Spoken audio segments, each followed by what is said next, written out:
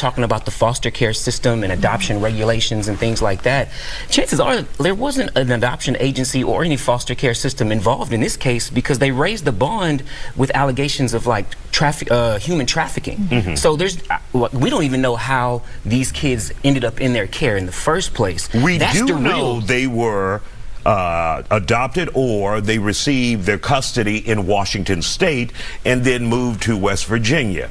Were people wise? Were people getting concerned about what they saw in Washington, and that's why they moved to West Virginia? That's a question we still have to explore. Two things come to mind. The child welfare system, which is an institution that really needs some serious reform. There was talk about defunding the CPS and foster care system. It's not there to protect the children in cases like this. That's a whole other issue. The institutions that are meant to support children can sometimes hurt them. And the other thing I think about is the trauma that's instilled on these kids for a lifetime. We talk about something called adverse childhood experiences, neglect, abuse, poverty, unhealthy sanitary conditions, poor parenting. Those are things that can affect those children for a lifetime, that can create PTSD, anxiety, depression, poor relationships, poor jobs, crime. Those are very serious outcomes for those children. And Todd, we've heard that the 16-year-old boy in this case reeked and had sores on his feet. It was so bad the neighbors could smell it.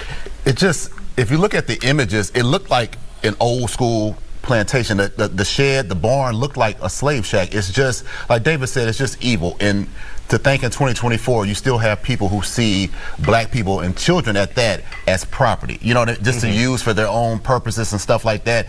The only way to describe it is evil. This is for the first time in my being on this show, I'm just flabbergasted. I have really nothing to say about how this is, but this is why we should take racism seriously. This is why when people talk about certain things, we should listen to them, because it's so easy to fall back into the trap of yesteryear when things happen that were this atrocious. You know what I mean? People would do evil things to people, to innocent people. So we have to really be careful about the race relations in this country and stuff like that, and so we won't fall back into that trap again. And of course, we heard from the judge and prosecutors that these kids were targeted because of their race. This is why those parents went after them.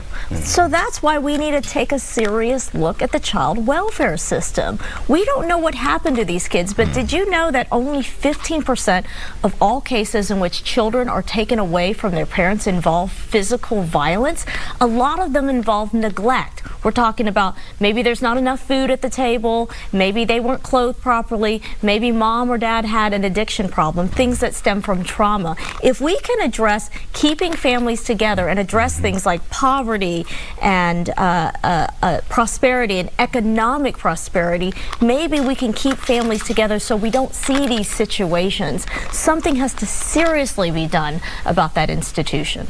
And we're hearing that they also sold a $700,000 ranch and a $200,000 house, I think, the house as well. That they were in. And prosecutors are questioning how they were able to get that money, whether those kids played a role in forced labor to pay for those things. I mean, we don't know, but it would seem so. Like they had no source of income that the judge knew about. So how are you making this type of money?